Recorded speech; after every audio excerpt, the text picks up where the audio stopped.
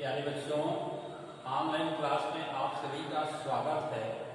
मैं आज आप लोगों को कक्षा फर्स्ट ईयर आर्ट विषय भूगोल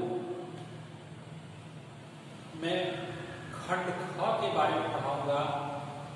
यह भारत का भौतिक पर्यावरण के अंतर्गत आप पढ़े हैं। उसमें यह अगला चैप्टर जो है यानी अध्याय अपवाह तंत्र है। अपवाह तंत्र के बारे में आज जो है पढ़ेंगे कि अपवाह तंत्र क्या होता है और उसे भूआकृति विज्ञान के अंतर्गत कैसे भूआकृतियां जो है इस अपवाह तंत्रों के द्वारा बनती है। तो आज आप लोग इसके बारे में पढ़ेंगे कि भू आकृति विज्ञान, ये जो भूमि का आकृति होता है वह एक विज्ञान का स्वरूप है। एक विज्ञान, वो भी एक विज्ञान के अंतर्गत उसका अध्ययन किया जाता है।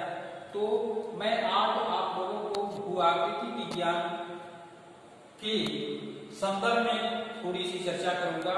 ये भू आकृति विज्ञान क्या है, कैसे इसमें क्या किया जाता है, कैसे जो है भू वैज्ञानिक जो होते हैं उसका अध्ययन करते हैं, अवलोकन करते हैं और देख करके कुछ पूर्व अनुमान लगाते हैं और किस किस तरह की भू आकृतियां बनती हैं उन संख्याओं का भी निर्धारण करते हैं। तो आइए आपको मैं भू आकृति विज्ञान के अंतर्गत ले चल रहा हूँ। इस अपवाह तंत्र के अंतर्गत सबसे पहले भू आकृति विज्ञान ये पहला पॉइंट है। इसके अंतर्गत भू आकृतियों और उनको आकार देने वाली क्या, इसके अंतर्गत भू आकृतियों और उसको उनको जो आकार, भू आकृतियों को आकार देने वाली प्रक्रियाओं का, जो प्रक्रिया होती है भू आकृतियों को आकार देने वाली जो प्रक्रिया होती है उस प्रक्रियाओं का वैज्ञानिक अध्ययन किया जाता है। क्या किया जाता है? वैज्ञानिक अध्ययन किया जाता है कि भू आकृतियों और उनके आकार देने वाली जो प्रक्रियाएं हैं उनका वैज्ञानिक जो है आधार क्या है। इसलिए वैज्ञानिक जो है आधार को अध्ययन किया जाता है और भू आकृति विज्ञान यह समझने की कोशिश करते हैं। जो भू आकृति वैज्ञानिक होते हैं वह भू आकृति वैज्ञानिक यह समझने की कोशिश करते हैं कि भूदृश्य, जैसा भूदृश्य दिखाई दे रहा है, भूदृश्य जैसे दिखते हैं वैसा दिखने के पीछे, भूदृश्य जैसे दिखते हैं वैसा दिखने के पीछे क्या कारण है, क्या कारण हो सकते हैं, उनके मूल रूप में, उसके तह में यह क्यों दिखते हैं, इसके पीछे राज क्या है, कारण क्या है, यह समझने का जो है प्रयास करते हैं। तो भूवैज्ञानिक, जो भूवैज्ञानिक होते हैं वे भू आकृतियों के इतिहास, भूवैज्ञानिक जो होते हैं भू आकृतियों के इतिहास की ओर जाते हैं और उस इतिहास और उसकी जो है गतिकी को जानने और समझने का प्रयास करते हैं। जो उसके इतिहास होता है उस इतिहास में क्या उनकी गतिकीय क्रियाएं हुई है उनको जानने और समझने का प्रयास करते हैं। इसी के साथ ही साथ इस जानने के इतिहास को जानने के साथ ही साथ वह भूमि का अवलोकन भी करते हैं। भूमि का क्या करते हैं? अवलोकन करते हैं और उसका भौतिक परीक्षण भी करते हैं।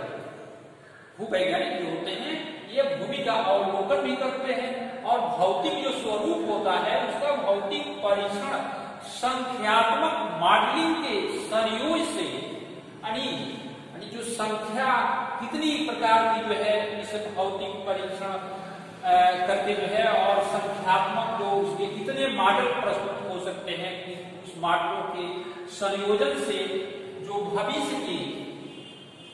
भविष्य में भी बदलाव हो सकते हैं उस भौतिक स्वरूप में, तो निश्चित रूप से उस भविष्य के बदलाव को भी क्या कर सकते हैं, उसका पूर्वानुमान, बदलावों के पूर्वानुमान भी कर सकते हैं कि यह भविष्य में इस भौतिक स्वरूप में किस तरह के बदलाव हो सकते हैं, किस तरह की मॉडलिंग हो सकती है, इस रूप में जो है कितनी कितनी संख्याएं इसके रूप में जो है इस भौतिक स्वरूपों का आकार भविष्य में हो सकता है।